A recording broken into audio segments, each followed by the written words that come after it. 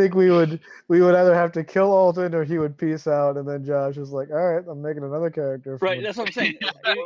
He would. I would have to sunset him from him Oh my personally, and he would god, become all of a sudden now he's a enemy NPC.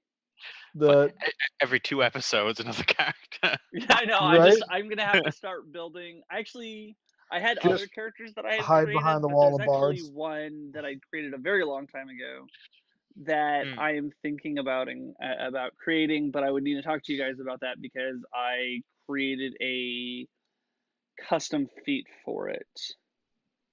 okay. Yeah, that would be a Well, conversation we'd have to have. Yeah, it's actually okay. I'm curious about the custom feat because I've seen your work and I know you do a decent job at keeping things balanced, so I'm not worried about it, but I do want to know. Like, It's I guess because I'm sure you guys have been very good about not um whatever, like playing it straight.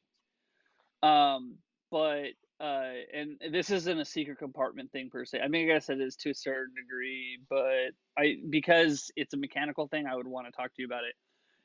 It's her name is Sister Zato.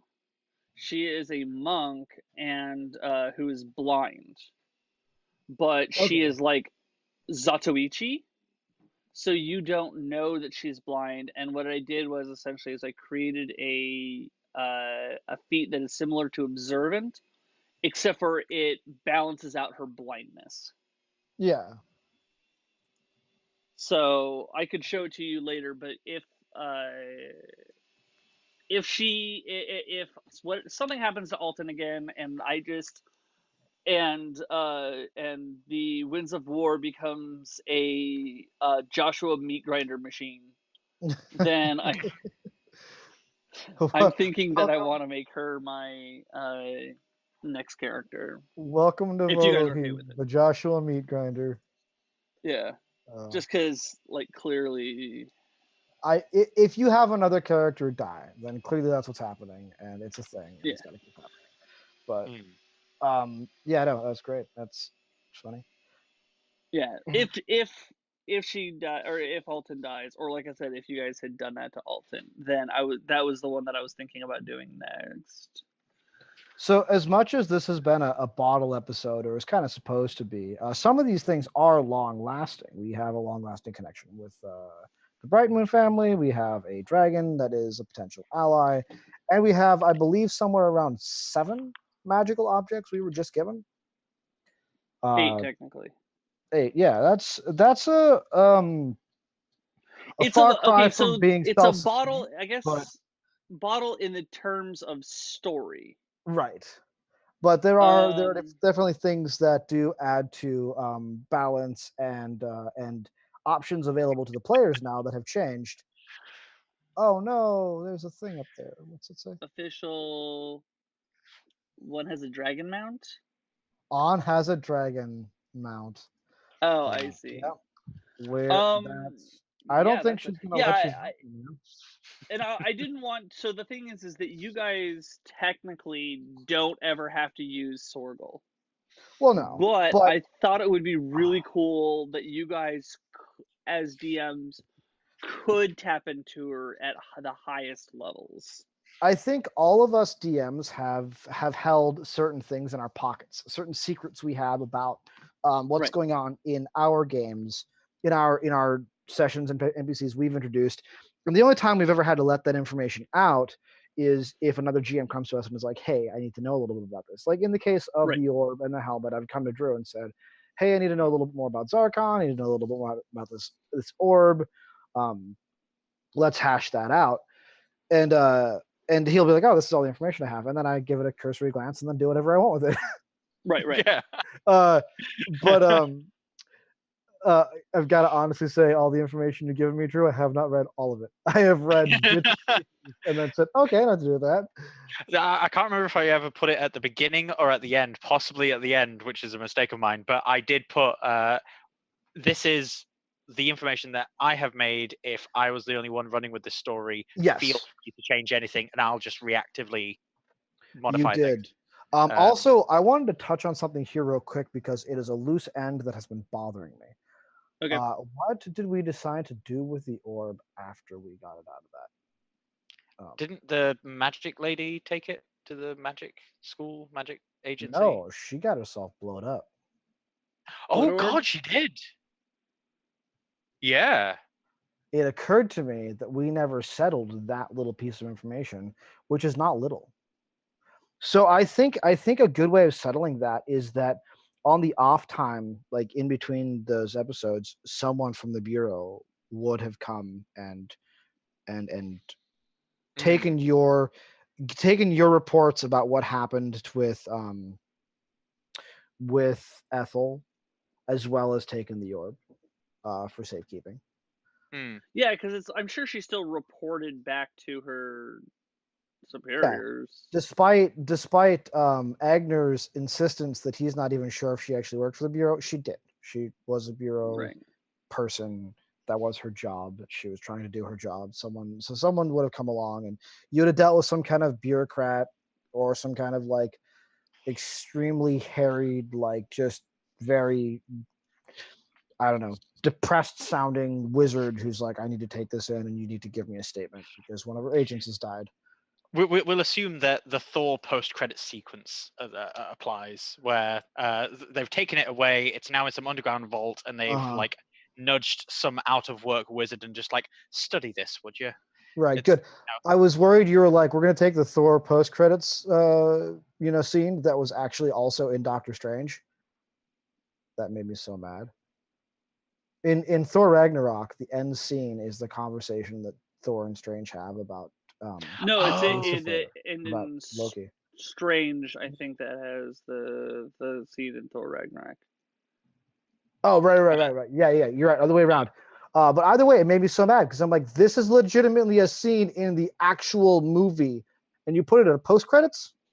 I thought it mm. was That's kind of fun. shit. It's cute No, that made because me then mad. it like, and then you I gotta want a see post it, and credit then like scene that's later not. it becomes a little like it If kind there of becomes was, like you get the greater context. yeah, but like I would have liked that just fine if the scene was not the same scene verbatim.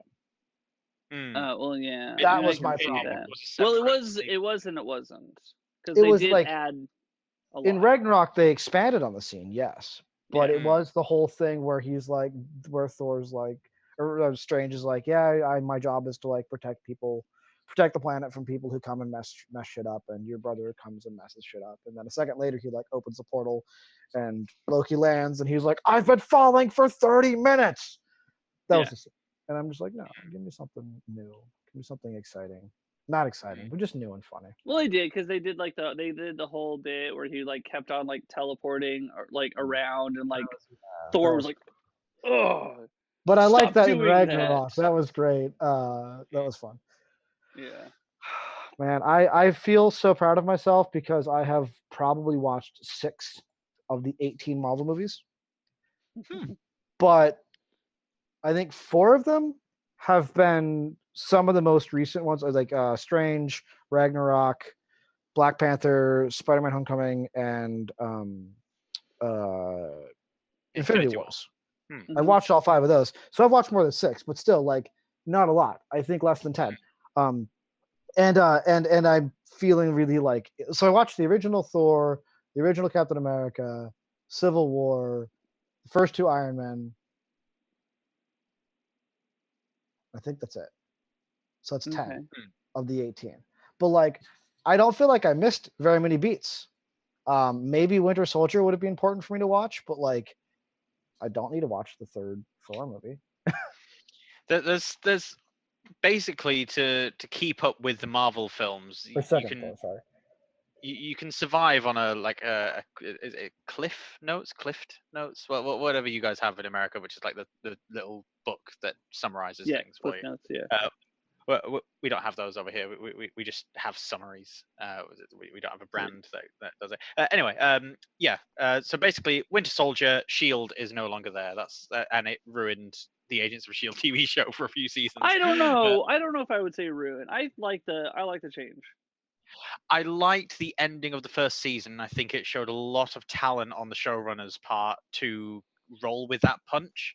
but Hmm. the next two seasons lost me. The Inhuman arc, I don't think, was handled particularly well. I've just finished watching season 4, however, where you had Ghost Rider and Yeah. the life model decoy plot, and that was amazingly well done. Really enjoyed that. Um, and they went back and revisited the Hydra plotline as well in that, which is really, really good. So Yeah. I'm looking forward Hopefully, to. they did some bridging the gap between Captain America and Infinity Wars, because like I really felt like Red Skull was sort of shoehorned in there just to have another face. Oh, in Infinity War. Yeah, No, I think it was just shoehorned. yeah. I feel like that needs some explanation. I mean, Well, I'm they always a did fan to a of Hugo degree. They Weaving, said but essentially it was this was my downfall for the hubris of attempting to right. But control like, the. I think that needs more. Like, sure, that's a verbal explanation, but I would watch a Red Skull movie, which is just what happened to him between Captain America and Infinity Wars, because I feel like just his whole character persona has changed, and he's gone from being the Red Skull, like villainous leader of Hydra, to like this Oracle like character somewhere in space. Yeah, I think that what Marvel should do. So Marvel, I know you're watching. Listen to me. Yeah, just um, like Abrams was watching last time, Marvel's watching yeah. this time. We Right, got the right. So big names. Kevin Keep it Kevin going. Feige, whatever you, Feige, yeah, Kevin, the Kevs as I Kevin, call. Yeah.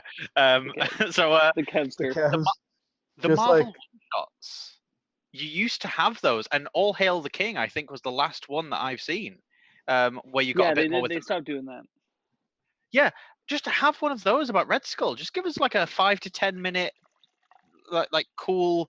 Red Skull arrives in space because of the Tesseract, and now he's trapped on the far side. I It think it basically felt that give us. was there was very little return for the effort, and that was even with the like lower paid actors, much less like the people who actually draw paychecks. yeah. Oh, you mean for making the short films? Right. Hmm.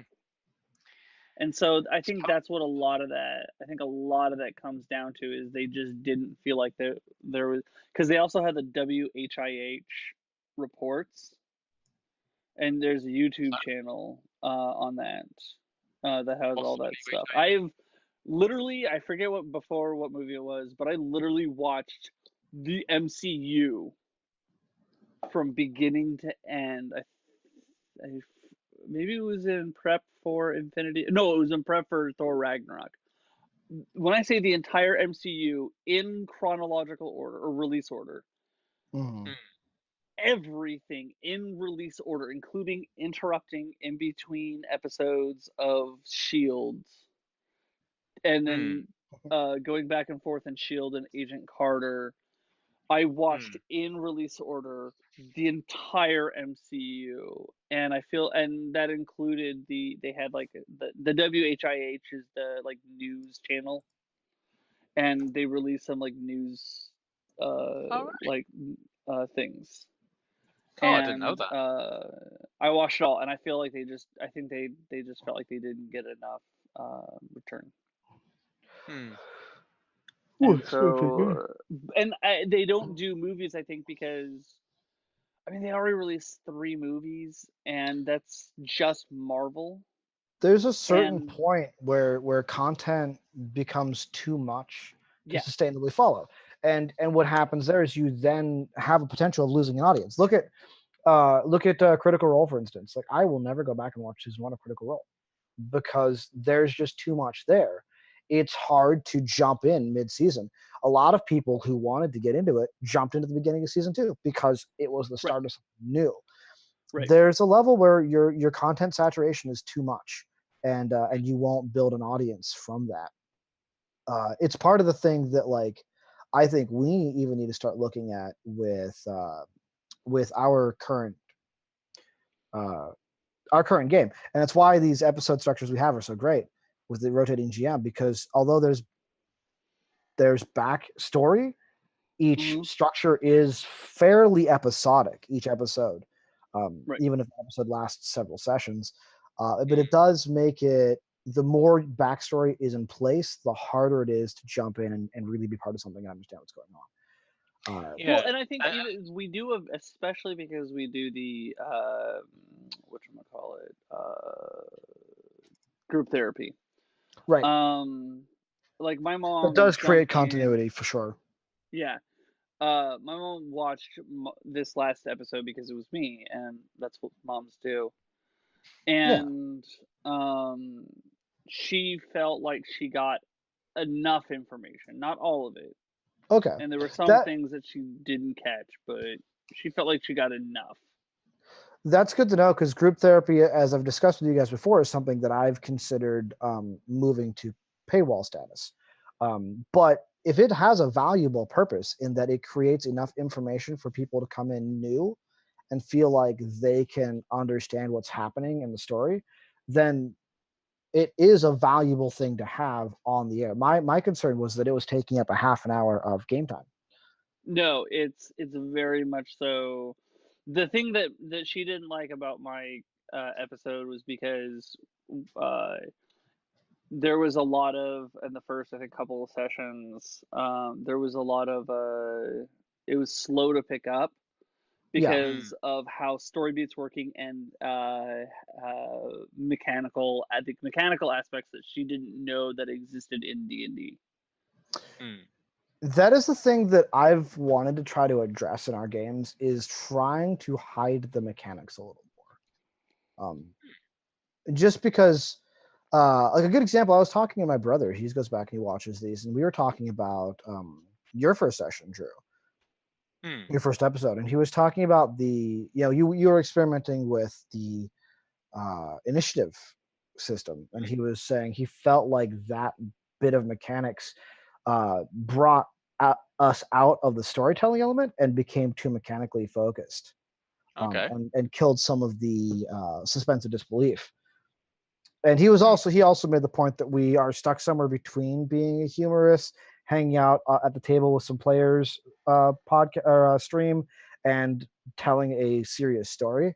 But I don't, like we've talked about before. This is just one person's analysis. This is not a place for you to be cat. This is one person's analysis, and we're not going to change the way we do things based on one person's perspective. But if multiple people share that point of view, then we'll start to address them. Mm, Um, What I that's why I like that we started doing was the DM is able to, it basically if the DM starts to rein us in with just gavel gavel gavel, mm. then we all recognize that they're doing it and go stop, reset, get back into the game, and it's then on mhm. the DM to ensure that we maintain flow of gameplay and story and And not get not too go off silly. on a tangent. Yeah.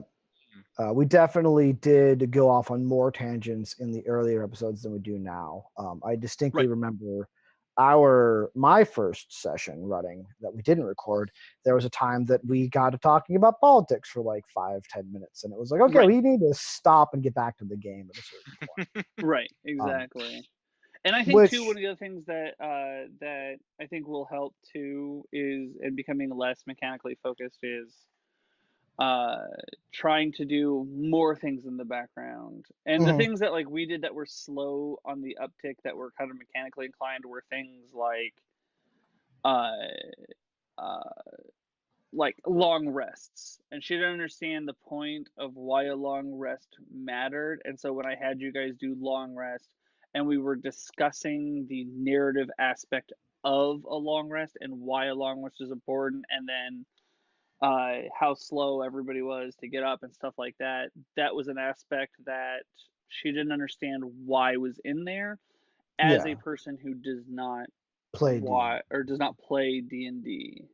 And that's the kind of thing too we could get better at like maybe throwing into the chat like this is a long rest just so we're aware of that, but then still role playing it out. I mean, you don't have to say in order to get a long rest you need to sleep for exactly 4 hours or exactly 6 hours. It's like, no, like we're gonna have an evening, we're gonna eat in a town, we're gonna like rest, we're gonna read a book, like we're gonna do things that people normally do in a normal lifestyle, and that Right. is the extent of a long rest, as opposed to say like, well, now we've taken a long rest, like that doesn't mean anything narratively.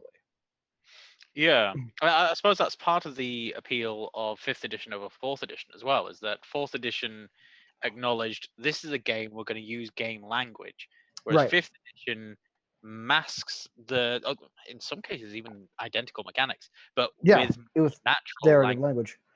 language. Yeah, like I mean, a long rest to a certain degree is fairly relaxed narrative language rather than mechanical, but still refers to a mechanic.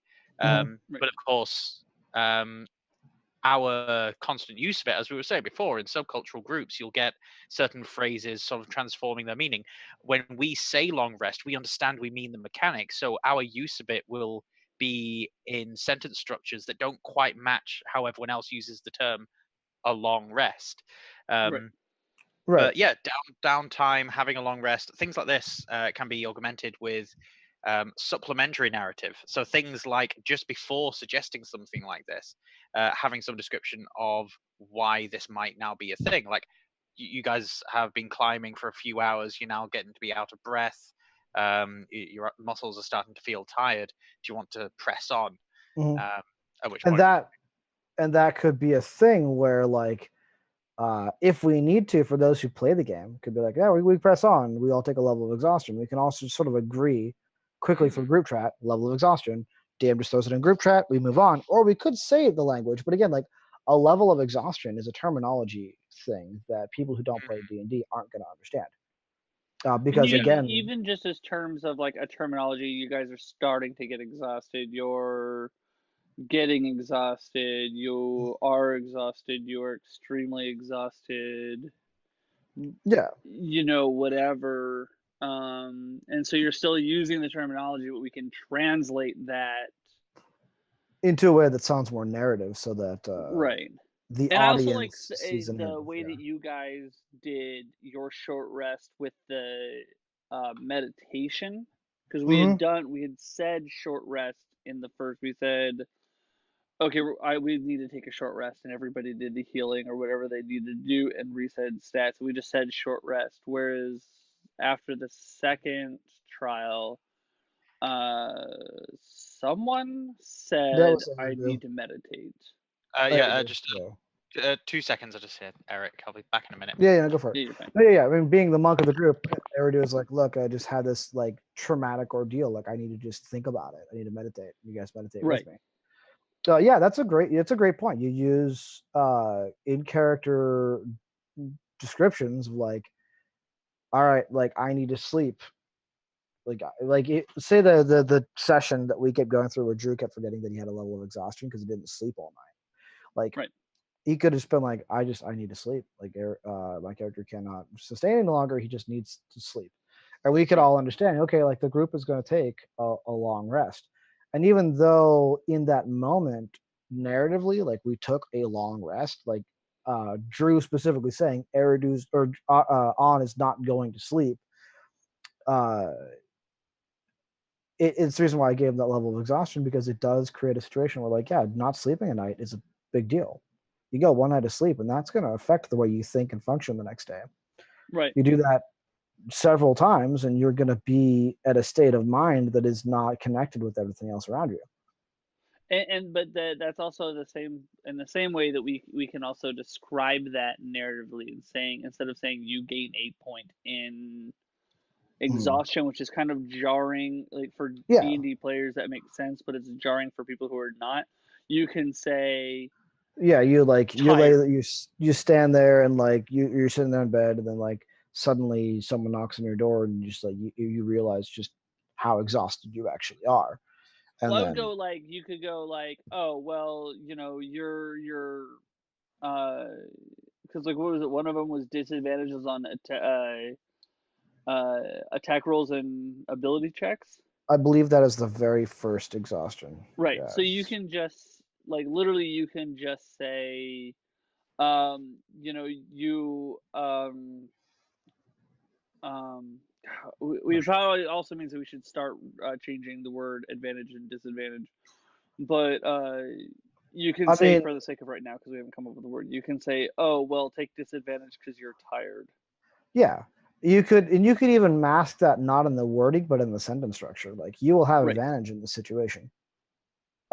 which like you can say like you're going to have an advantage in this situation, and that Right. is to anybody else is going to go, oh, okay, they're going to have some kind of upside. Right. Us, we can understand saying that, hey, in this situation you're going to have advantage means in this situation you have the mechanical benefit of advantage. Right. Right. Mhm.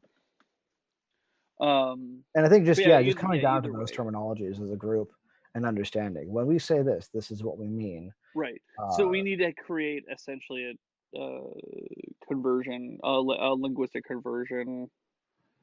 well, we could Tool. create it, or we could just start practicing Yeah, certain I know, but linguistic. I would like to have something where I can look at and I can know when you Mhm. say something, I know intrinsically, and I need that like translation device, kind of like I don't know if you haven't, like and it's there's only like 5 words, so it's much easier. But on the Good Place, they have fuck Swear word is fork replacements, yeah.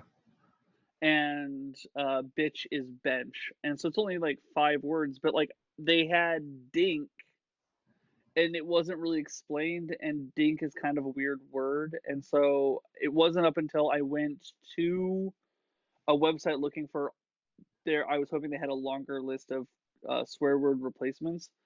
It Mhm. wasn't until I went to that website that I saw that dink is supposed to replace dick. Okay. And so having or like obviously if you ever I don't know if you've ever read Clockwork Orange. No, I Um haven't read that one. that is just wall to wall alternative language.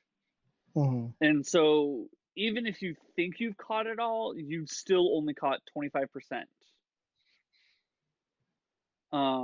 And so having that translation dictionary would be useful for at the very minimum at first, so that way we can all have that same common language and I can go, okay, you said this is that mechanic, Mhm.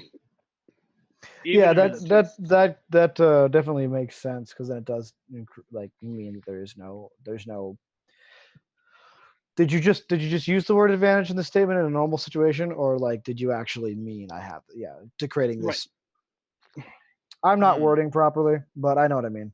You guys can get it through No, through I got you. context. That made sense to me. Yeah. I only came in part way through, and even I understood. Oh, good. Yeah. Uh, if anybody in chat would like to ask us questions, we can answer them. Yeah. By that I mean, please ask us questions. We're dying for them. Uh, I think we have 3 people in there right now. Um, I have a question. Go first. I do too. I will go first. My Yes, you question will. is: do we think we are rushing towards the war theme faster than initially anticipated? And I'd by say asking this slower. question, uh, I think we're going faster. I just wanted to know What did you say, what Josh? Fast. We think we're going slower. You think we're going slower? Um, I we are level. Okay, I will say this. Either we are going too slow or we're leveling up too fast. I am right in the middle. I think we are making perfect pacing. Okay. I think that the full-on war, in my understanding, was around 10th level, around halfway through the campaign. Oh, that That's Hmm. is what not I at all the imagined it impression to that I be. got. I imagined that so much of the early part of the game was really impressing how much of a powder keg situation we have. Hmm. Um, and then somewhere between 7 and 10 is when the actual war starts. That was my personal impression. Oh, I get more credit. Oh, well, but that's the thing. I guess that's kind of like I guess We that's did where never. maybe I feel like we're still uh so far behind is I feel like if that is the point where we need to be at, and I thought 4 might have been too quick, but like probably like 5 or 6 Mhm. around that level was when we would be starting to get there. Now, But the reason I thought the way that I did is because I don't consider a fourth level adventure anybody of any importance. well, no, that's what Uh, I'm saying. I think fourth level is too low. yeah, yeah. But even a Uh, seventh level adventure, I don't consider a seventh level adventure a mover or shaker. I consider right, but them. it's the we're not an important aspect of it, but I feel like there hasn't been enough progress in global or geopolitics See, for where I think there has been. I think we've moved our chess pieces. We've got um cold or Twin Harbors beginning to militarize themselves. We've got the paladins from the Celestial Kingdom coming in and like establishing a brutal force that is actively prejudiced against dwarves. We have the dwarves falling back into their empire and building a defensive line, and experimenting with creatures like trolls and other such monstrous beasts as a defensive force. Um, but we've got, there's no been no strife yet. There's no been skirmishes is the word I I'm mean, looking for. There have been no skirmishes yet. Like you don't Hmm. There's been saber just rattling, but yeah, there's I been think, saber rattling, but there hasn't been but I skirmishes. think that's what a powder keg is. A powder keg is the saber rattling. Once a skirmish starts, that's the war. Well, hmm. no, Once because like someone okay, prime steps into example, enemy the Korean War and lines, the Vietnam War were skirmishes, essentially in preparation of potentially World War III with right? Russia. But we're also not emulating No, I those understand, political but skirmishes. the what I'm saying is that even if the skirmish is just like um there's like some like maybe like the Celestials cross over into the Dwarven territory to deal with a legitimate thing that they feel like they should be taking care of.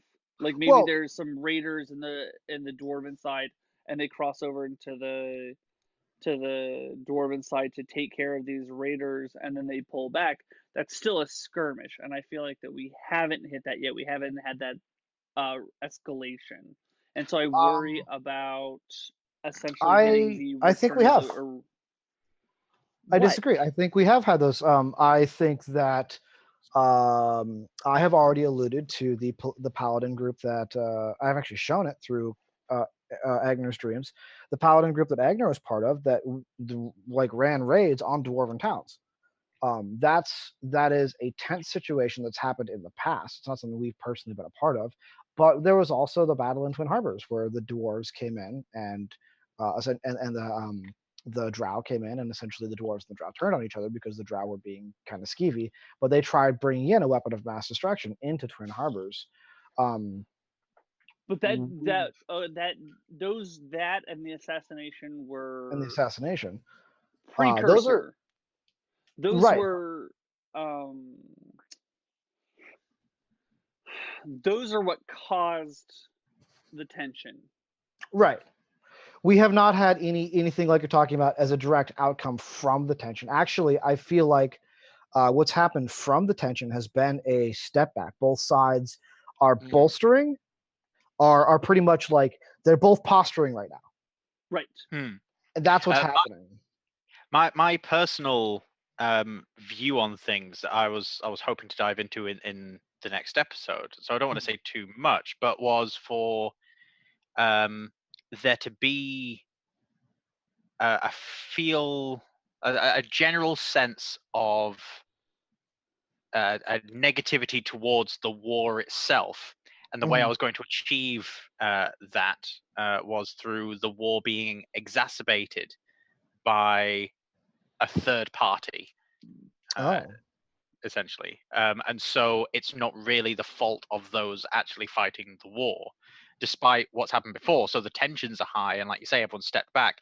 If left to their own devices, it might Right. simmer down. yeah. Um, but there Which are a few parties interested in a war. I think we have actually already alluded to that being a possibility, as we know as players that the assassins were not were not government officials from the Dwarven Empire. It was a third party that assassinated um, what's his name in the first place. Uh, we as Yeah, the players one know that came that. because of Buckram. Mm. Yeah, we as players know that. I don't believe our characters do yet, but I think we have. Um, we're on the way to probably figuring that out. Uh, Mm. Right, and like I said, but these are all things. Like I said, these are all things that are that are starting that ramp up, and then like I said, like mhm. Drew said, though things are starting to die down, and that's where I worry of kind of hitting a Revenge of the Sith Revenge of the Sith situation is that the problem with the prequels is that they fucked around for 2 movies, and then George Right. Lucas goes, "Oh, holy shit, Anakin Skywalker needs to be Darth Vader." Yeah, Mm. we're not going to have that problem because we don't need to de-escalate. First 2 episodes, first 3 episodes, I think, were creating the sense of tension in the world. Mm. A fourth episode, I mean, I brought it back a little bit with the fourth episode and made it a little more of a personal situation.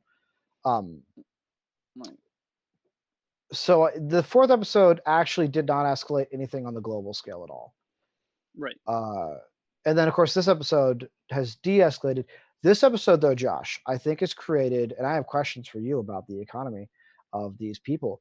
We're in a world now where magic is regulated by a bureau, Right.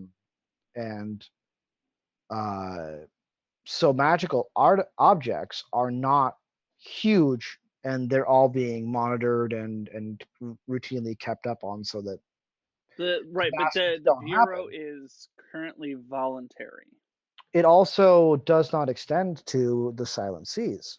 which is the point. So at Right, what which is the point point. do at what point do the Silent Seas become a place where It's up to you guys. forces looking to produce, like mass produce and mass use magical objects, go to them and say, we need to build a trade here? That was one of the plot points I picked up on, and I'm like, this needs to be a thing that happens. The Free Kingdoms need to be reaching out to the Silent Seas, because at some point we know the Free Kingdoms are using wizards and magical objects as their sense of technology, while the dwarves up their actual technological uh, Right. superior. And that's a lot of the things that I wanted to do with the point of the bottle episode was not to affect the world. Like that's why I didn't want to increase the war effort or anything like that. And my real point was to bring the group together because there was a lot of group dysfunction. Which by the Um, time the war breaks out, we need to be a functioning unit. right, Mm. and that's what I was like. I said that was just kind of where I was at, and it's not like I'm blaming you guys. Alton was probably the worst of them. Yeah, and Um, that has a lot to do with Alton's disconnect from everything. I was having this right, conversation with someone at some point. I think it was my brother, and it was that Alton coming in after Akram's death was a little bit tricky because he really had no reason to be there. I right, mean, no reason to be there. He had no reason to stay. And right, introducing a character who has no reason to stay to a group that's already got personal issues happening, and already has a bit of dysfunction, in most situations that person's gonna just walk away. right, And that's tricky because you don't want it to seem like we're shoehorning him in because that's your player or that's your character. Like, right. you want it to kind of feel natural. And I Which think is this why is I always made sure that I was like so when Aunt went to go talk to the criminal person, Mhm. Alton was there doing his already dealings. So it became a natural extension of just the situation that he and was in. I remember there being a question somebody had said, like, I didn't want to feel like that was um shoehorning that situation, like that felt forced. I Uh to a degree it was just to keep him in the scenario, but to a degree it wasn't because he was in the process. Like he was taking care of Eridu. yeah, that he was And creating that so drug to kind of right. give a alternative to the drug that was already on the streets. Right, and so it was not unreasonable for him to be there. It's not like he was a lawful good paladin who would have had no reason to be there. Like, he had a granted altruistic reason, but he had a reason to be there. And that's why as a DM I just said, hey, do you guys want this to be the what's happening, because it Right, right. didn't seem unrealistic. You're Mhm. right. If it was like, oh, the lawful good paladin is working out a drug deal, like let's just have that be happening right now, just so he can be there when On shows up. Yeah, that wouldn't make sense. Or like he just Right. happens to be in the same bar drinking when On shows up to talk to this guy. Like that's shoehorning. What we did was a like this isn't outside the realm of realism. Right, and so and so that's that situation where, like I said, because and this mine was only what, Alton's 3rd episode? Yes, which is about his 12th. Uh, Yeah. So the first one was his introduction and be inclusion and admission. The second one, he was there by chance, and then this one was him saying, "Man, this was largely my fault. I have not been a good teammate. We're seeming to be working together, even if not frequently, at least semi-frequently. mhm. And we need to start getting on the same page. And a lot of it is my fault, so I'm taking it upon myself to make us a team." Yeah. To And make a real quick side point when you're talking about like the progression of the war, one of the things that I felt important to emphasize is where magic is at and perceived in the world and how it's handled, which is mhm, something that we hadn't touched on in 3 episodes. When I came around to my game again, it was my intention to create an episode that was about magic and how magic right, functions in the world and how people view it and where it comes from and what people do with it. It was my intention to introduce the bureau because come wartime, they're going to be more than just the DMV of magic items, right, Hmm. and so it mattered to have them as a force already. I also, and I think I've told you guys this, but I haven't brought it up on the air. I also wanted to lay the foreshadowing of this war is not a new thing, that it is a repetitive thing throughout history, and that's what the demon is about. That's what the whole like shadow realm vision was about, is revealing that there are greater forces at work that continue to keep this cycle moving, and this isn't the first time this near the brink of destruction war has come to part, uh, and it won't be the last. right. So basically, Or like Ares in Wonder Woman. yeah, and very much. I mean, very much. It's very much a Tolkien mentality because Tolkien did that with his wars.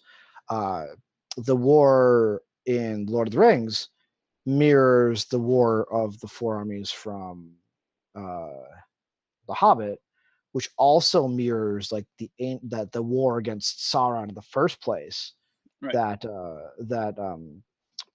Hugo Weaving's character was. See, I know my actors was part of.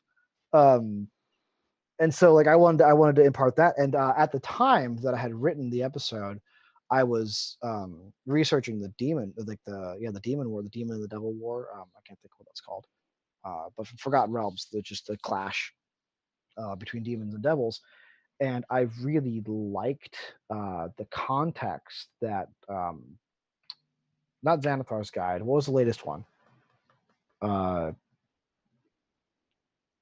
Help me out here. What was the latest D&D book to come out? Mordenkainen's Tome of Foes. Mordenkainen's Tome of Foes. Yeah, I liked the approach that took to that war, and so I wanted to mirror that.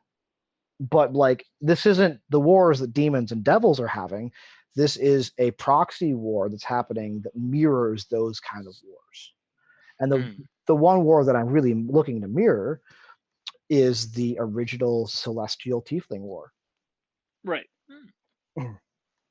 There's an author that has lots of things wrong, especially with his depictions of race. But it's fantasy, so he kind of skirts by. But David Eddings, he I have read his Bulgariad, the start of his Malorian series, and I've also read a standalone book called The Redemption of Alphalus. Uh, and all of these books slash series tell the same story. And there's an excuse in, I think, towards the end of the Bulgariad, or it might be the beginning of Malorian. Isn't it? Anyway, sorry, my wife off camera. She's got the answer for you though. She does. So it's basically the universe. When it was created, it had a conflict that it could not resolve, and so the entire universe is basically this godly being running constant simulations to try and resolve this conflict. And Hmm. so the same stories with the same kinds of character archetypes just keep happening and happening and happening in so many different worlds, in so many different kingdoms, in so many different time periods until it works out what it wants to do. That's an interesting concept from a book series. I would be interested in reading it if it didn't start feeling repetitive. The problem is I feel like that's what happened. I did feel that the redemption of Althalus pushed the repetitiveness. The Malorian and sorry, the Bulgarian and the Malorian have the same characters, and Hmm. because they are addressing the repetition head on, it doesn't belabor the point.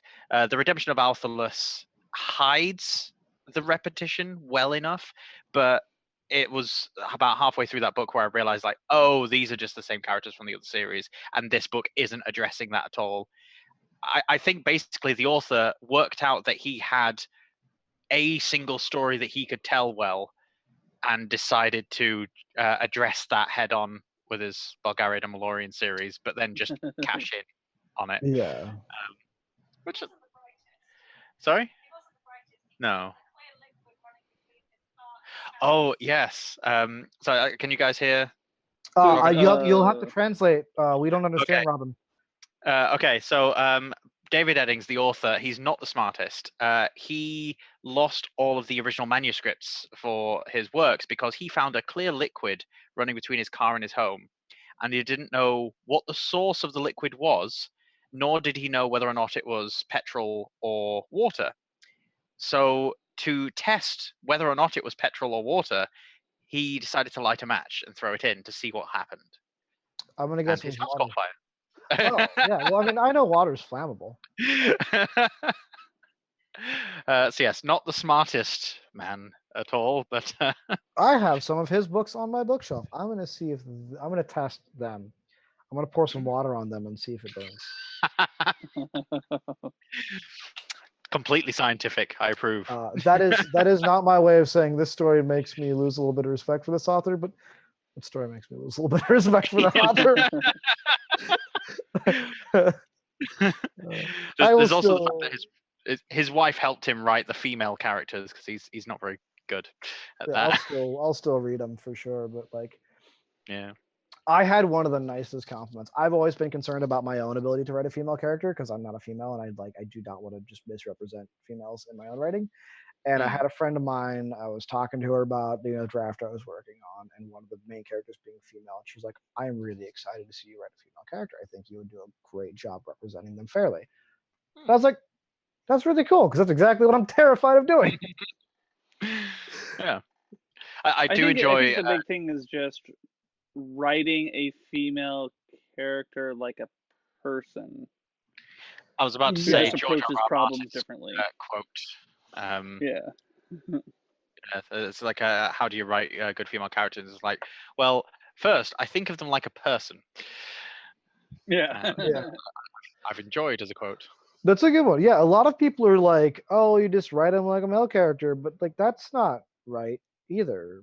Hmm. Right. That's what I'm saying. You write them as a person who approaches problems differently. Yeah.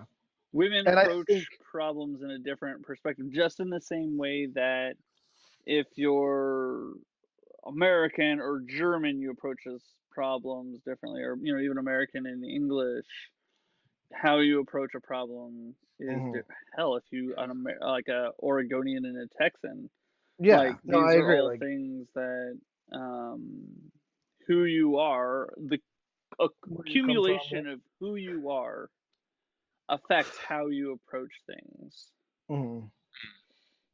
I think about that a lot. It's why I mix it up in my D&D characters. I play women, I play men, I play very feminine women, I play very effeminate men, I play very masculine women, I play very masculine men. Right. I just mix it all up.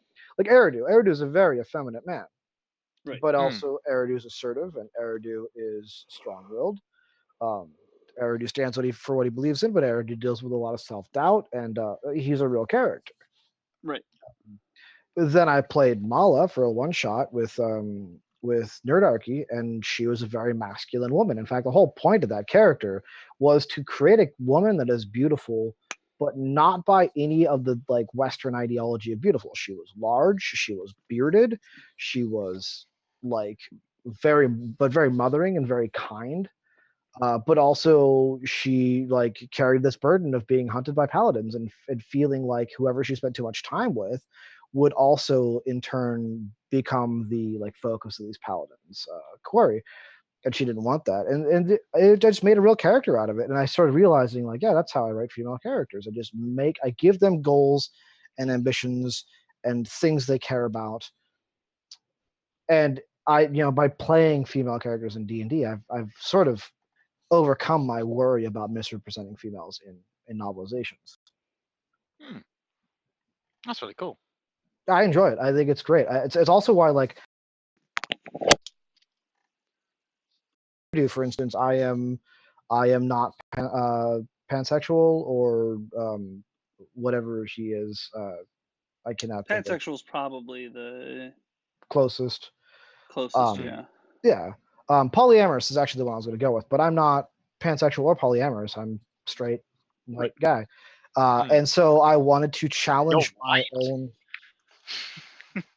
I mean, don't tell anybody. I Right. wanted to challenge my own box that I live in, and that's what I used to make D&D characters as representations of myself, and now I've started to make D&D characters as characters that are so much not like myself. Um, Hmm. and in preparation for the new Nerdarchy game, I'm going to start doing monthly, which is still a Nerdarchy loot crate game, but it's no longer episodic. It's now the same characters carrying through all this season. I'm making a character that is very much like me, but he's black, and I just was like, I'm gonna make a character who has to deal with prejudices I don't have to, and I'm going to explore that avenue and see, you know, how it comes out. Because in every other way, like his history is very much mine. He's like me in 20 years. He is a wizard monk. I am in reality a wizard monk. Uh, and by that I mean I think empirically and consider logic and empiricism very important, which I think is what wizards do.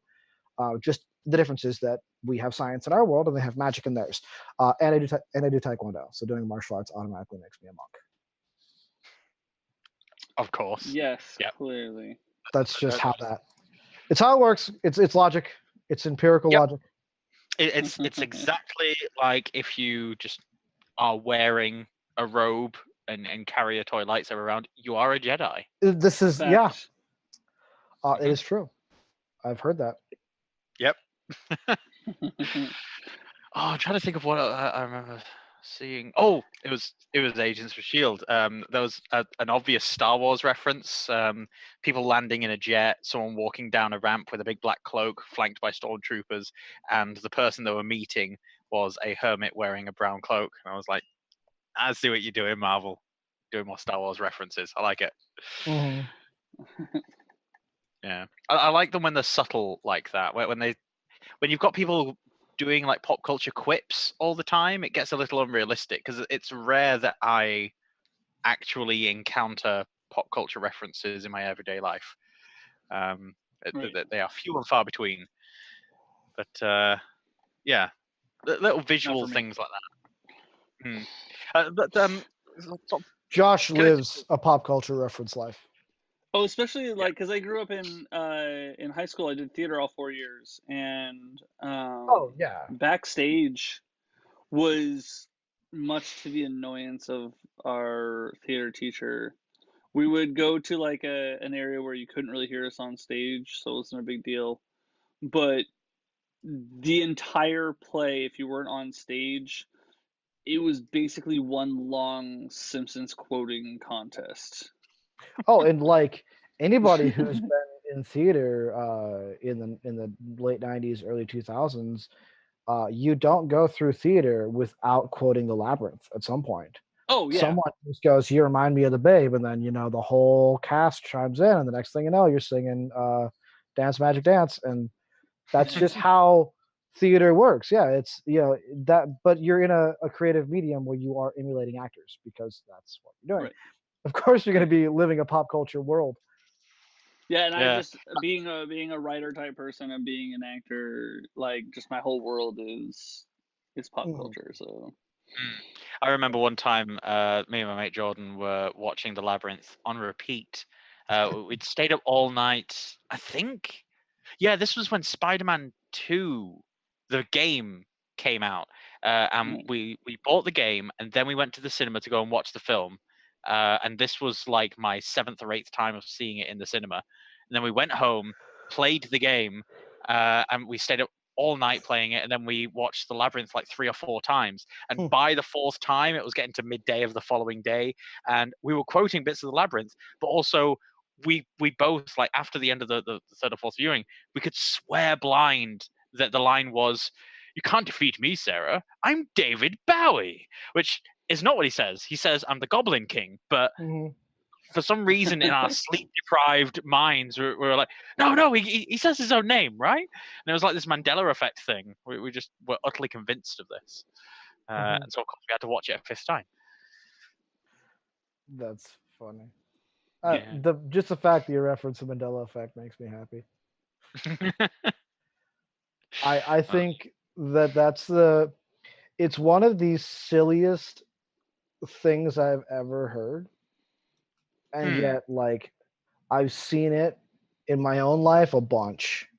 mm. Um, The Mandela effect and the Dunning Kruger effect are two effects that I find myself thinking about and referring to an awful lot, yeah, especially the Dunning Kruger effect. yeah, I was gonna say for me the Dunning Kruger effect. I don't know if I've heard of the Mueller or the Mandela effect, but Mandela.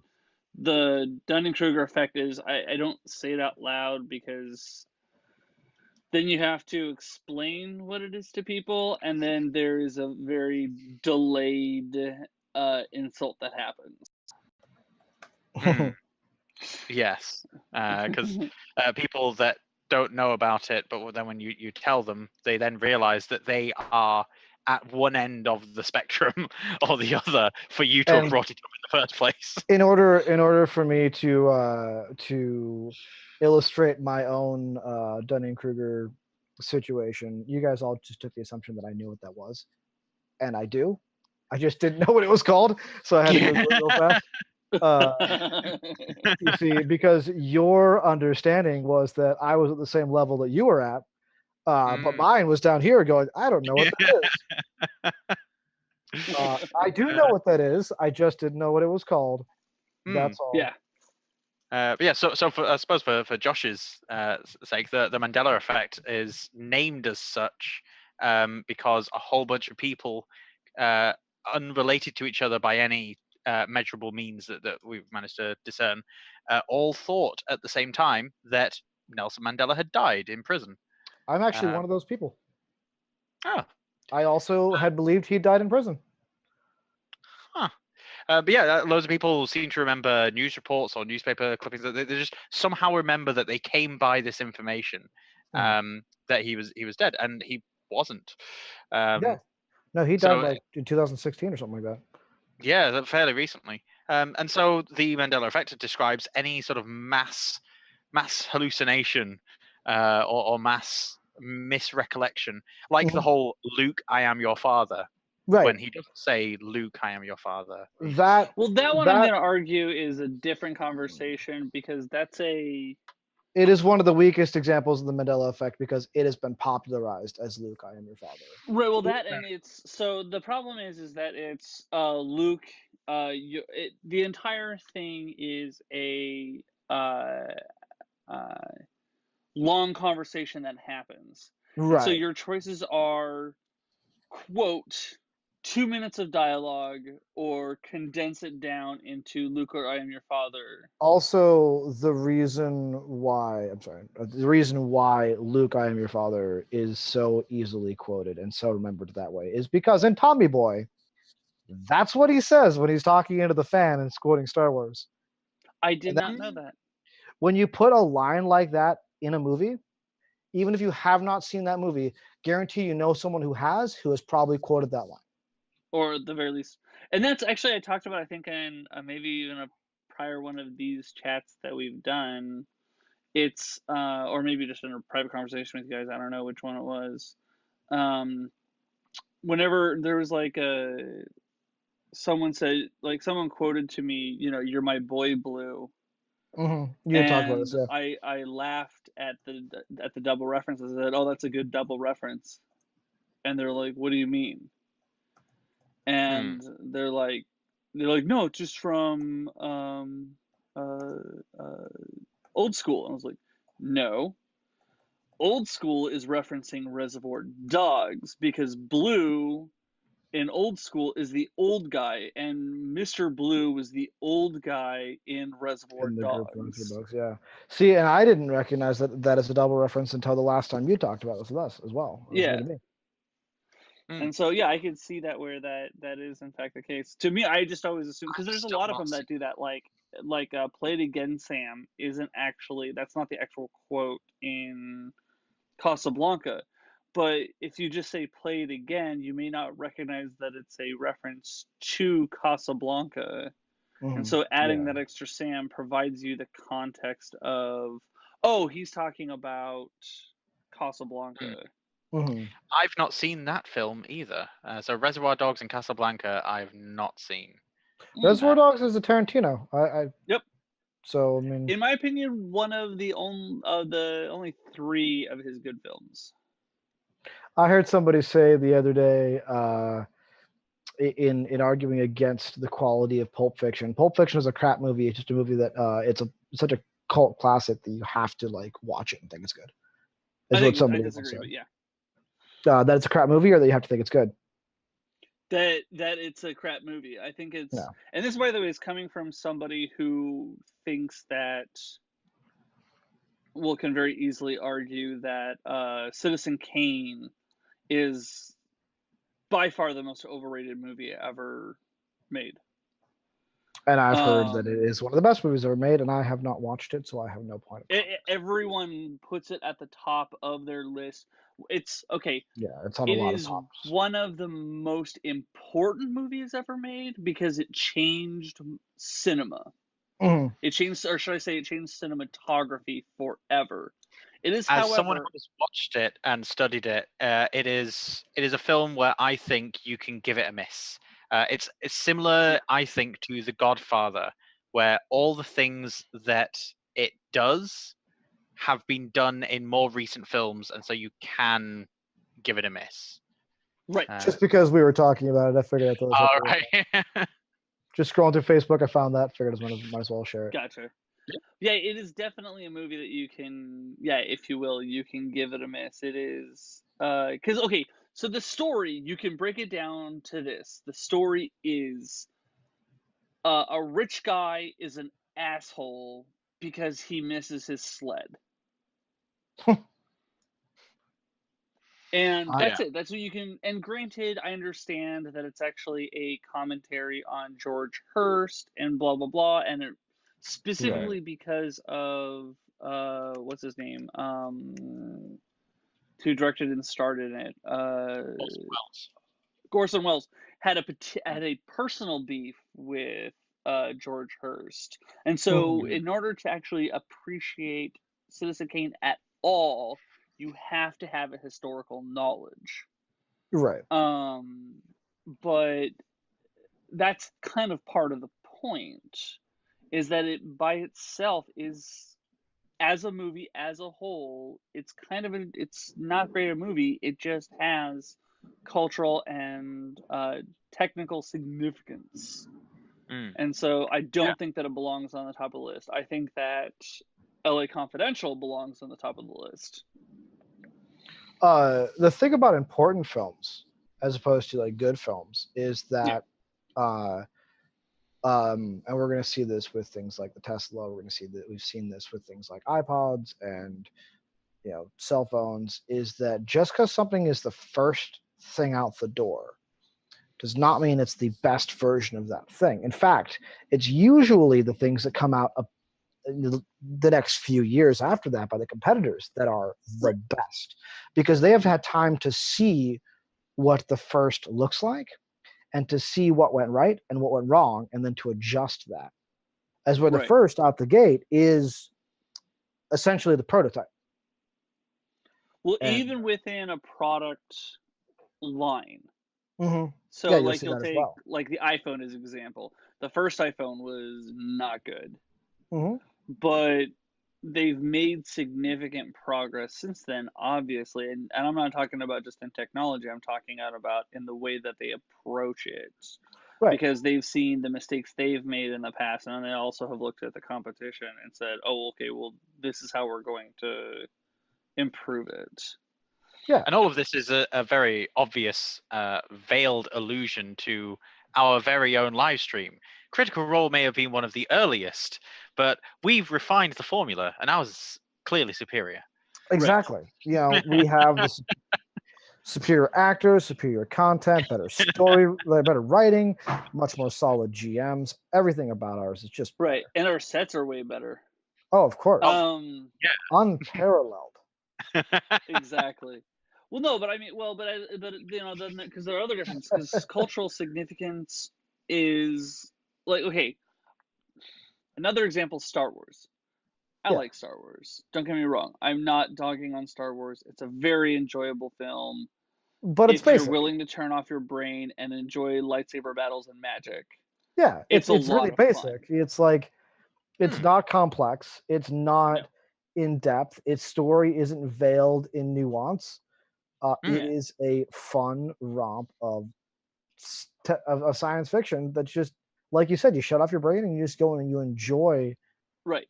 this action film with But glowing if you swords. have to shut off your brain, because the Hmm. second you start thinking, shit falls apart quick. And so, But and then, that's where, like I said, that's where you have like that, like quality, like doesn't necessarily like is not necessarily reflective of importance because like even things like within the same movie, this is my favorite example because it's so easily like cut and dry. When Obi-Wan Kenobi says, "Oh, well, these shots have to be stormtroopers because only stormtroopers have that Oh, kind of that precise. accuracy," Yeah. and then Han Solo runs down the hallway later. He runs down the hallway towards stormtroopers. They start firing at him. He stops, turns around, and runs back, and doesn't even get clipped. Hmm. Like, and then there's the joke of stormtrooper accuracy, and yet here you have the scene where they're the like, how bad are the shots of everyone else in the universe? Like, do people routinely shoot themselves? Like, like why do you that have ties very dents? neatly into the fact that when you look at any art form, but Right, cinematography is clashing with this now. There are artistic periods. You've got things like in standard like painting art, you've got cubism right, right. and that kind of thing. But then we started getting sorry. Yes, the Renaissance and other such things. But then you started getting art movements that affected the wider art community, including music and things like that. So you've got modernism and postmodernism, and Hmm. with Mm-hmm. postmodernism being this deconstruction, taking things apart, putting them in a different way, using old bits to sit next to new bits and just see what happens. That kind of movement picking up after Star Wars came out, which itself was a reference to an older period, sort of Right. The romantic transitioning era. between centuries. Yeah. So you've got Star Wars coming out at a period where you had modernism on the rise, where you could straight facedly put anything on the screen and an audience would sit there and just think this is an enjoyable experience. But Right. now we have a postmodern audience, people that have grown up thinking critically about things, taking things apart, trying to dissect it all. Right. And we can see that with the explosion of film critics and analysts and things on YouTube and on various blog sites. Mhm. So the films are going to be watched a different way, and so they're made a different way. And unfortunately, Star Wars doesn't stand up to as much scrutiny as postmodernism has. It's Right. one of the flaws with continuing the Star Wars franchise in the way that Disney has been is that like movies like the Han Solo movie and Rogue One are like movies that are providing explanations in the Star Wars universe where anytime you've tried to provide an explanation in the Star Wars universe, you end up with more holes than you had before you tried. Like Right. Oh, you that's true. do, Kind of like the prequels. like you said, you do need to go and shut off your brain because once you get your brain Yeah. going, then you try to explain it. Once you try to explain it, it just comes up like lazy, and it's not lazy. They're well written in that, but they're written in a very simplistic way, and that's all right. Don't try to make it more than it is. Just enjoy it for what it is. Right. And be willing to admit that it's not good. Mhm. You can enjoy it. My I favorite would. movies are Guardians of the Galaxy. I Mhm. connect to those movies on an emotional level that are unparalleled. Are they good movies? But I connect with the characters and in the situations, and I have not ever watched Guardians of the Galaxy. Definitely one and two, yes. All right. Um, Even in the I'm background, I've never watched it and not cried. I'm gonna take this to a place that very few people on our live streams can relate to because we're all nerds. I'm gonna equate this with relationships. Mhm. Ooh. Oh, me shots are fired. No. Right, Uh, okay. because none of us have been married. Right. None of us have had relationships before. Yeah. Uh, one of the things that you saw talking about, Josh, like, are they good movies? Well, here's the thing that you got to look into when you're looking at good movies in this postmodern era. We are trying to define what we call a good movie by these certain standards. Here's the real question: did you sit down and did you enjoy it? Was it a good experience in your life? Did you truly enjoy it? Was it something that mattered to you and helped shape you to become a better person? And once you became a better person, you're able to critically look at your life and say, oh, yeah, that wasn't good. But there are levels of defining what is good. Even a relationship that's just like, that was a very naive relationship where I thought that I was an absolute love, but the fact is that we were just kids. Like, Mm, you look back and go, okay, these relationships were not good by the standard that I'm looking at them now, but they mm. were good by the standard I looked at them then because they were what I needed or they were Well, what I and was that's looking. what I'm saying is that like because not all relationships have to be the best relationship you've ever had. And not all of them have to be Sometimes with the end you game of date being perfect. Like, somebody or get together for a little while, like you're date them mhm, for a little bit and that's it, or pretty much you kind of hook up with them and that's like every now and then that's kind of the extent of your relationship or whatever. That's fine. Those are enjoyable relationships, and you should be able to enjoy relationships with anyone on whatever levels that you want.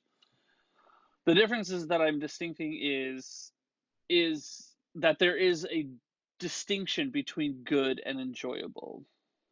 right. Having a good and enjoyable relationship is the way to go if you can, Mm.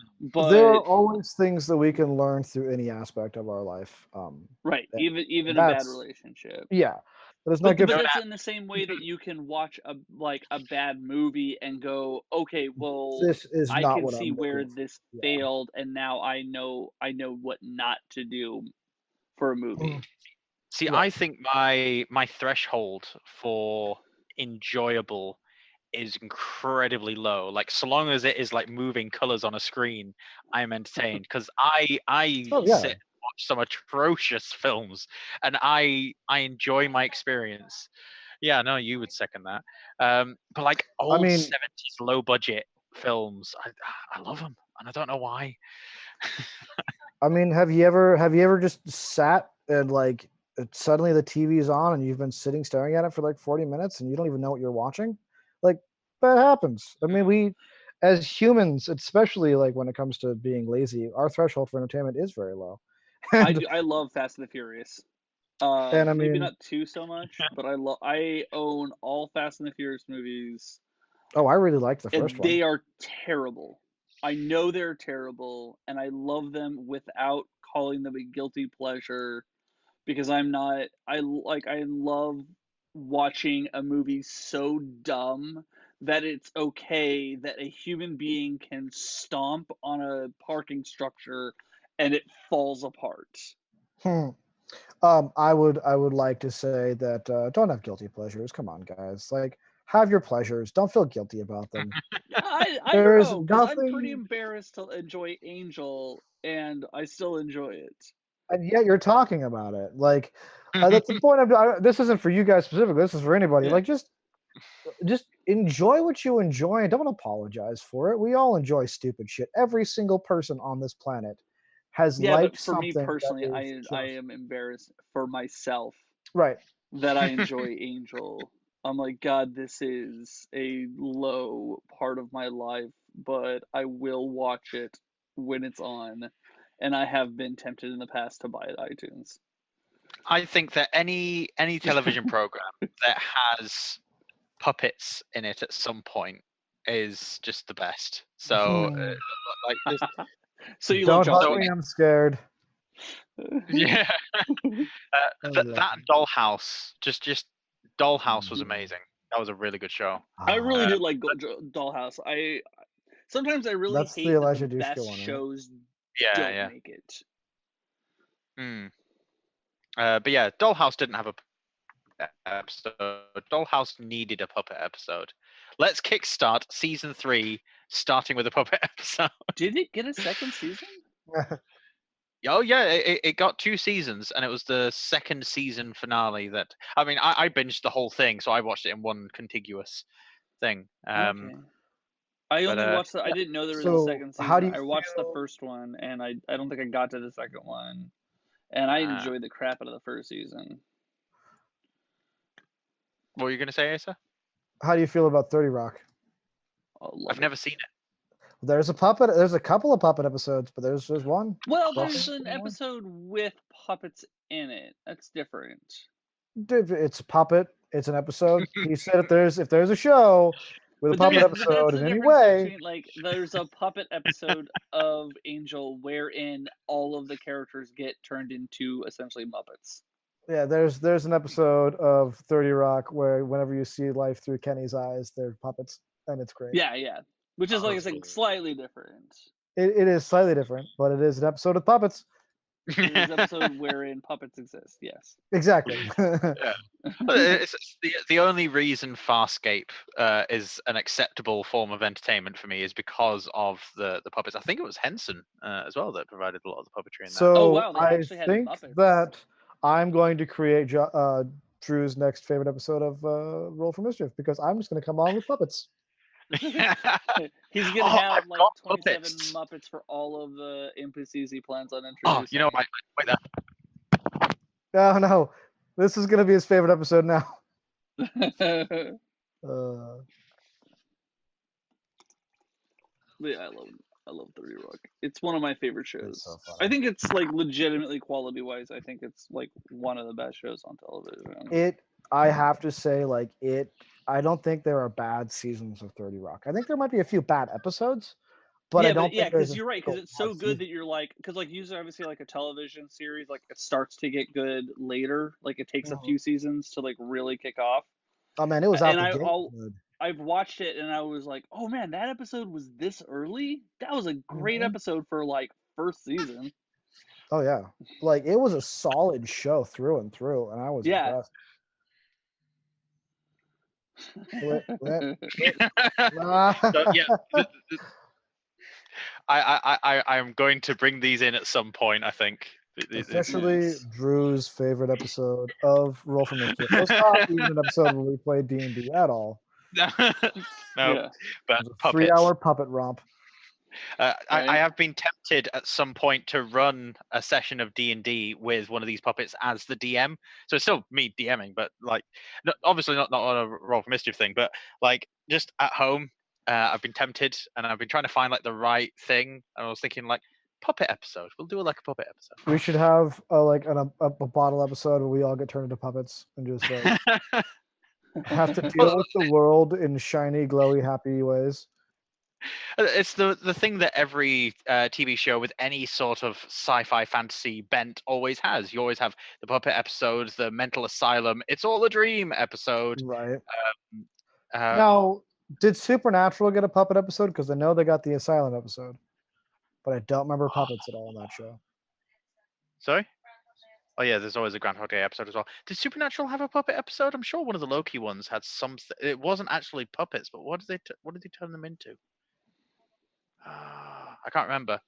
But They also the Groundhog's Day episode. That's an episode that a lot of shows have too. yeah, Also true. Same thing. That's a generally really good plot device, though. Mm-hmm. mm. The alternate dimension where you go want to meet alternate selves episode. Oh Yeah. yep, That's another good one. which Uh, is Super Puppet Natural. Puppet Oh, Natural. it's a YouTube thing. Okay. Uh, But I mean, there's Harry also Potter didn't get a puppet episode, but they did get Harry Potter Puppet Pals, and that's pretty. yes, the Potter Puppet Pals is amazing. Occasionally, my wife and I like sing that down the street, and Eric still Uh-huh. hasn't worked out what's going on yet. But yeah, Just walking down the street going Snape, Snape, Severus Snape. Dumbledore. Uh, I found the source of the ticking noise. It's a pipe pipe bomb. bomb! Yay! Voldemort, Yeah, okay. Voldemort, oh, Voldemort. Wow, wow, wow. Now that we're complete. Yeah. Basically, if anyone does not understand this, just travel back in time to like 2005 and just Alta Vista, albino black sheep, and you'll find most stuff there. It Wow. is Harry, that particular song, the mysterious ticking noise, Harry Potter Puppet Pals, is still on YouTube. You can still find it. Cool. I look it up more often than I'd like to admit. See, and that's where your guilty pleasure comes into place. Oh, I don't feel guilty about it. I look it up like once a month. I've admitted it. Similar with me and epic rap battles of history. Like occasionally, Oh, I I'll love it. go back and listen to those. Like the first couple, and I'm not such a big fan of. And there's some towards like season 3, season 4, like the Adam and Eve one and things like that. I think were weaker, but by and large, their back catalog is really good. By and You know, large is I'm also the a name of the much bigger company fan from. of Princess Rap Battles with Whitney Avalon. I think she. Yes. Ooh, I haven't seen that. They are really good. I also like her song "That Doesn't Make Sense." That's how I first found Whitney Avalon. Is her Okay. singing about a bunch of different religions to her daughter, who's like asking, like, "Oh, someone in my school said that God's a woman or something," and she's like, "Well, let's go through some religions." And she goes through like what Christians generally believe, and what Jews generally believe, and what Muslims generally believe, and what Scientologists generally believe. And then it turns out that the girl has been sacrificing people and worship Satan. Oh, Yeah, Noted. well, yeah. It's a song called "That Doesn't Make Sense." It's really good. I recommend everyone go and listen to that after if you Right, like watching. right. sacrificing to Satan, Yep. Yeah. if you don't, But yeah, no, still go she's watch it. great. Like, I like Princess Rap Battles a billion times better than history rap battles. Really. Um, Yeah. I think Um. there's certainly a difference in style. The Yeah. Princess Rap battles seem to have more of an actual rap battle flow, whereas the epic rap battles of history feel more rehearsed, and it is a back and forth rather than just two people taking their turns in like real rap battles. So the Princess Rap battles have a realism factor involved, but I And do it's feel like also more narrative, possibly, because they like it's not just them, like, because the historic rap battles are just them. There are two things that happen in historic rap battles. One, they just bash the other person, and two, Hmm, they like are very strict to hit historical events. hmm, Whereas, like basically Wikipedia bullet points. whereas princess rap battles like tell the narrative of the characters. Mm. Well, that's possibly where I'm enjoying epic rap battles of history more than Princess rap battles. Then is because I am in my mind I am having the personal insults as a cheaper narrative device, and I am indulging in a sort of pseudo intellectual consumption with the epic rap battles of history because I don't know as much about history as I would like, and I just watch these things and pretend that I'm learning. So it's sort of Ah, dopamine centers in my brain. And I'm like, it's like reading a textbook, but fun and in 3 minutes. So oh, that's yeah, I possibly can why I see enjoy where them a bit more because I'm fooling myself. Uh, entirely a but I know that I'm possibility. fooling myself, so I circumvent the negative side effects entirely. That's how that works, right? Right. I believe so. Dude, how much have we actually talked about D&D? I feel like it's possibly more. I believe this has become a uh, Marvel and critical assessment and Star Wars and Well, potentially we strange shit talked that we quite should a not bit be about talking about on my air. episode, and I was actually just gonna get us. I was because I was gonna. We got like I don't 10 know minutes. if you guys want to go over a little bit, but I want. It's gonna get us back on track for at the very least the last 10 minutes. If Mhm. you guys had any more questions Um, about my I episode, I'm good on your episode. I want to know what's going to be coming along the lines in the future. That's what I'm curious about. oh, Ooh. Um, So, it's, okay. how to do that without spoilers is going to be right. uh, We can weird. also just go over our new show if you want a little Oh, bit. I yeah, actually, can that is a good reveal idea. Yes, what. we have a Sunday thing now, don't we? Yeah, Yeah, plug that. And then I'm curious because I only got to watch about, well, I didn't only get to, but I ran out of time. I only watched about half of the session zero. right. So I'd love to know So how yeah, that on went out. Sundays we are starting a new show, and I guess I'll have to fix the audio and try to figure out. It might be a matter of just delaying something one in one direction or the other. I don't know which one needs to be delayed. I don't know if video comes first or if audio comes first. But uh, it's a but we couldn't get it working on Sunday for the session zero, so it's only on YouTube. It is a much lighter game overall.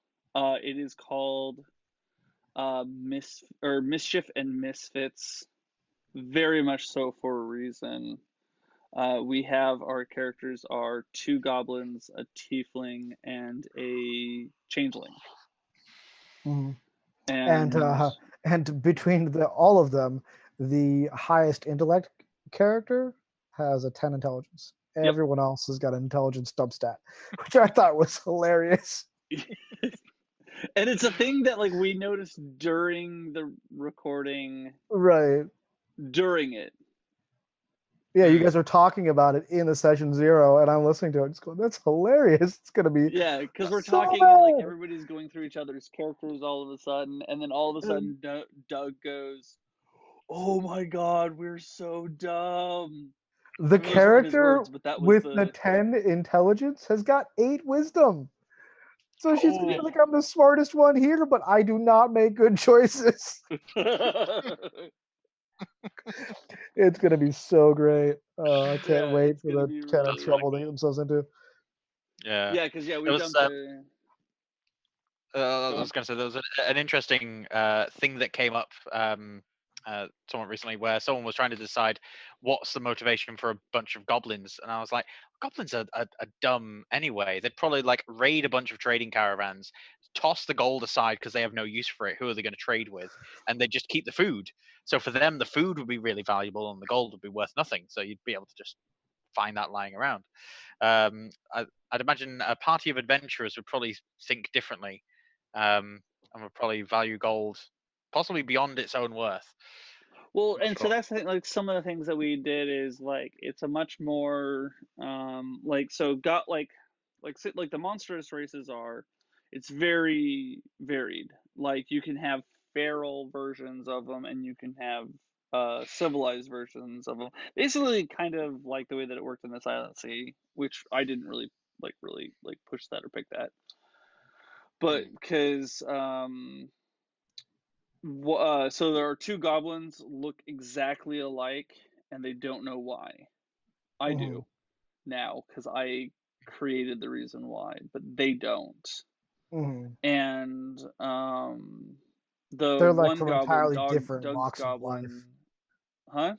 They're like from entirely different walks of life too, from what I picked up from the Yeah, video. yeah. So Doug's, so even though they're also both monks, so even though, so Doug's character is uh, like a city goblin. He's like he works in a monastery that is like we're going full double impact on that. So he's very posh, lives in a city. I'm gonna make his monastery like a way of like fitness and self improvement. So it's gonna be basically like a yogi monastery kind of situation.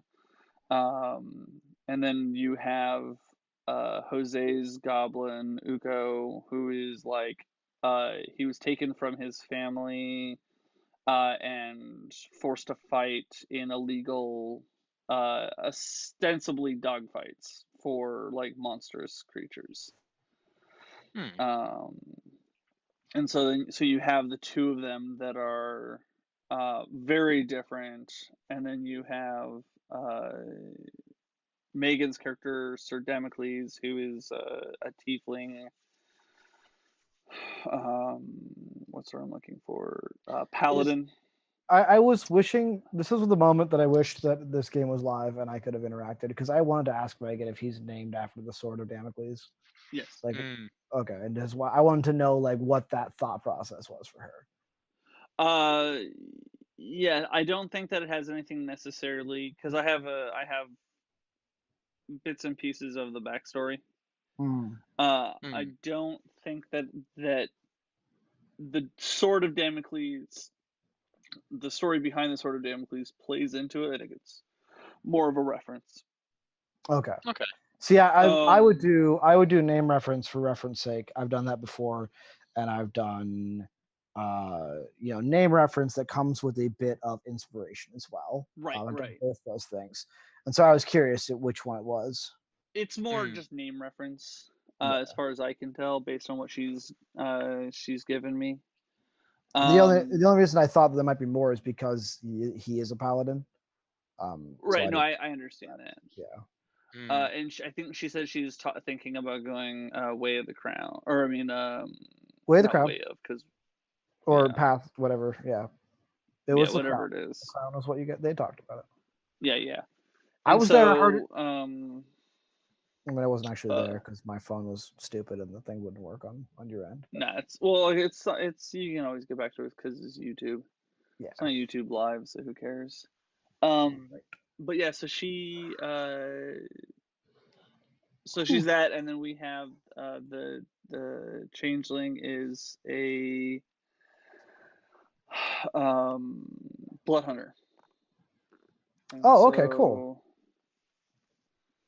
yeah, uh, but yeah, so she what she does is she spends obviously most of her time because so we're gonna go with the apparent. I didn't know this, but in Eberron there's only 100 changelings, Hmm. and Oh, really? so Yeah, Laura's character story was super compelling. yeah, Huh. she has a lot going on. And a lot more. And then I'm going to obviously everything that they give me, I'm going to twist. Yeah, she had this story where like someone was threatening her character's mother and Yeah. had threatened to kill all of her 100 children and then her, and so they were fleeing and I don't know where the traveler came in, but there's something about hiding her children under a cloak, and then when that happened, they all gained the ability to change their form, which Right. allowed them to hide So more that's easily I from guess this the person. entire Eberron story, origin, everyone's origin of changelings. yeah, And Mm. which was cool. so um yeah, so she So that's where it came from. Is that's how they became changelings. But we're making the traveler a great being and not a deity. Yeah, that was discussed a lot, and I thought that was a great choice because a great deity or a great being kind of it feels like it's an opposition to gods. Like there Yeah. are the deities, and then there are great beings, and they're opposed to each other, and they have similar powers. But like the only reason the great beings aren't deities is because they're not trying to create and maintain. They're just trying to Well, do yeah, what's they're not as. I mean, they're best. also not as strong. So if we were Okay. to go into like CR rules, deity Hmm. is CR 50, and a great being is around CR 40 to 45. Hmm. Um, which in terms of level is a deity is level 200, and a uh, great being is around 80 to 90 Hmm. level. Like if they were a character. Um, Dude, Yeah. huh? just just dude, that's powerful. Yeah. Oh yeah. I Right. mean, Yeah. that's the whole point of like when we're talking about the Martyrs Almanac to the Divine, having character level or having like a CR for your gods, statting them out. But like you were talking about it on the thing the other day too. Like, yeah, I've got them all statted out, but it's like they're CR 50 and they have above ninth level spells. You know, they can do stuff that normal people can't do. You're at one point, Josh was like, they can cast ninth level spells at will. Like they're pretty much just cantripping ninth level spells. And like these are the kinds of things you need to have for gods because they're gods. Yeah. Yeah. Agreed. There's a weird sort of thing that I found when playing 3.5 D&D. You had the deities and demigods book, Right. and it statted things up and gave them challenge ratings of like the 30s, 40s, and statted up the gods so that you could, if you wanted to, fight them. If you had a pantheon where um, fighting and killing a deity gave you a deific status, Hmm. or if you had something that you could somehow get from that, it allowed you to have the stats there for it. And then you look at something like Mutants and Masterminds, which was the same system ostensibly. It's still the D20 system, the open gaming license sort of version of it. And it had a section towards the back where it's like, if you need a god or the devil or a genie or something that you want to like a fifth dimensional imp like Mr. Mixia's Pitlick from the Superman comics, don't stat them up. Just let them do whatever the narrative requires of it, whatever Hmm. the game needs to have, because these are narrative NPCs that are just there to provide a foil. They are not there to best to be anything else for. And so if you want to have a way to defeat them, have it be like an object or a method or something like that. And just seeing in the same sort of system framework those two ways of handling them, I thought it was interesting to see, and it let me sort of come to terms with the fact that you can do it either way. Hmm. I think the reason why I'm looking at stat blocking it is because it creates a degree of realism. Because one of the things I hate the most about comic books as a whole, and especially with specific characters, is that without hardline rules, Hmm. they become overpowered or they become ridiculous. Like Superman, the original Superman powers were strong, fast, could jump high. Hmm. That was it. He was a And little more then, durable, but bullets still hurt him. yeah, yeah, he was like, and then now he can like travel across the universe in like minutes. Hmm. Yeah, He flies faster than the speed of light, somehow not affecting time and space. At The some same thing point, he was exists. even able to reverse time by turning the planet backward on its axis. Yeah, in the movie. I don't know if that's comic No, book that was just lore, but No, that's in in the comic movie. book they decided to ground it a bit more, so they allowed him to just shoot miniature Supermen out of the palm of his hand, and Yeah. have super ventriloquism. that Right, I was is gonna say super. I was literally just gonna use super ventriloquism, those and are because that was a very power that existed in the '60s, I think, '50s or those are very '60s, with grounded powers. They're very much super grounded. ventriloquism, and so that's where I was like, and that's why I hate about like superheroes is because uh, there's nothing. If you can do anything, then nothing matters.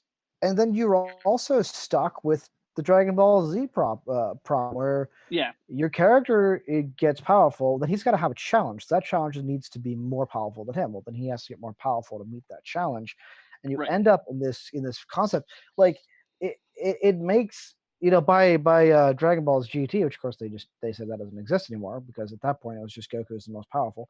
It makes characters like Vegeta and Cell, who are some of the and even Frieza, who are some of the cooler villains in the Dragon Ball's universe, like they're Vegeta outpowers no, I'm sorry.